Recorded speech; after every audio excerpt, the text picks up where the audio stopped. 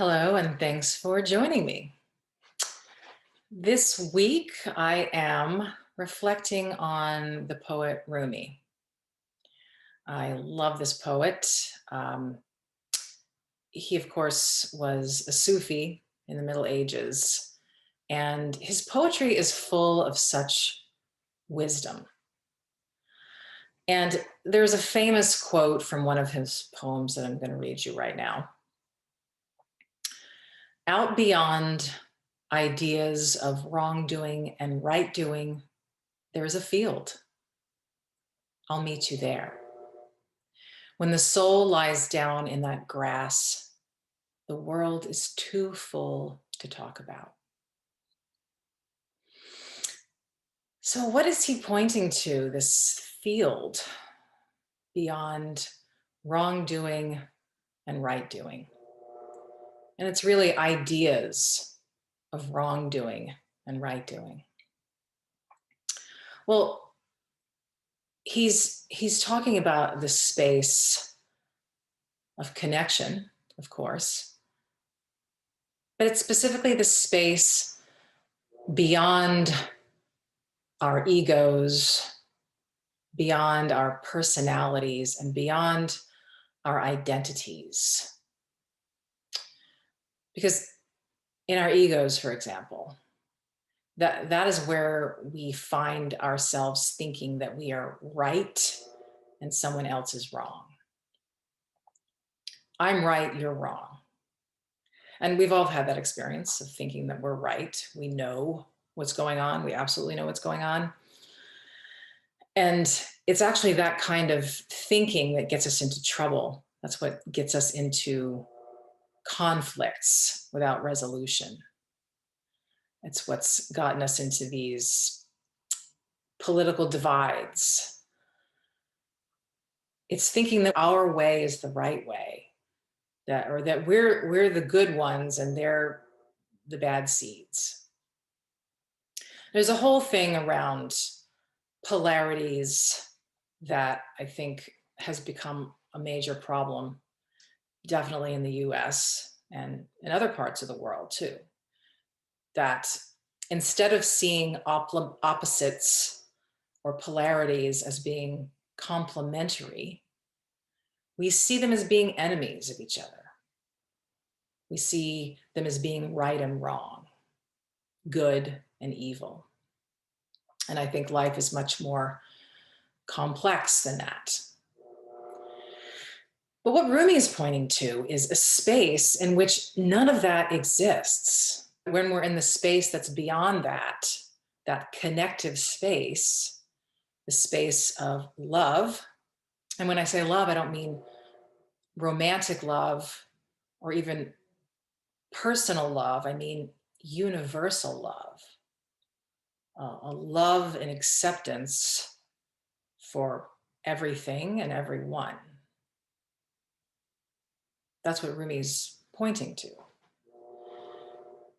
Now, in the West, in this very individualistic society that we live in, we've become so indulgent, I would say, in the personality and the ego, and even in the identity.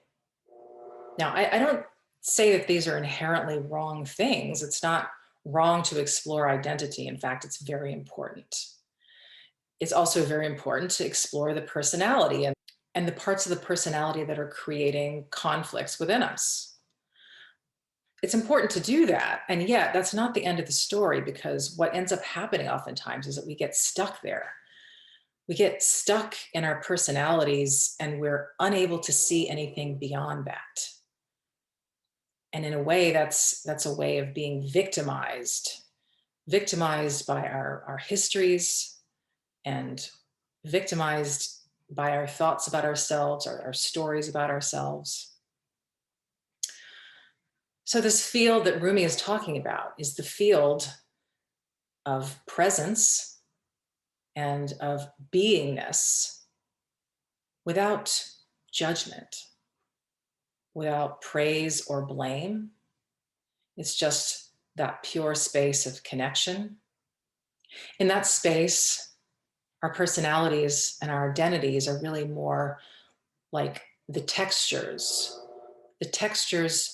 of the fabric, or they're the little pieces of the mosaic. They're beautiful. And of course, each unique pattern and texture is part of this beautiful whole, this beautiful landscape. The wisdom traditions have pointed to this state of being that is beyond the ego for millennia. And it's a place that we can access anytime. It's a matter of just stopping what we're doing and being present for a minute. I've heard it called the space of choiceless awareness, in which we are observing. We might be observing ourselves, or we might be observing the world around us. But we're not judging. We're not saying something is bad or right or wrong or good or evil. We're just witnessing, observing. And the more we're able to catch glimpses of that space, the space beyond the personality, beyond the ego, beyond the intellect, the more we get that sense of connection. And it's a connection to the universe. It's a connection to life, to the oneness of all things.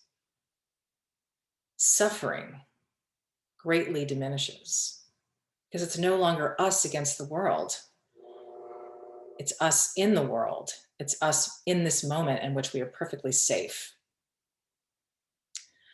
So that's my reflection for the week, just giving you a little something to reflect on yourself. And I recommend you check out Rumi if you haven't checked him out before.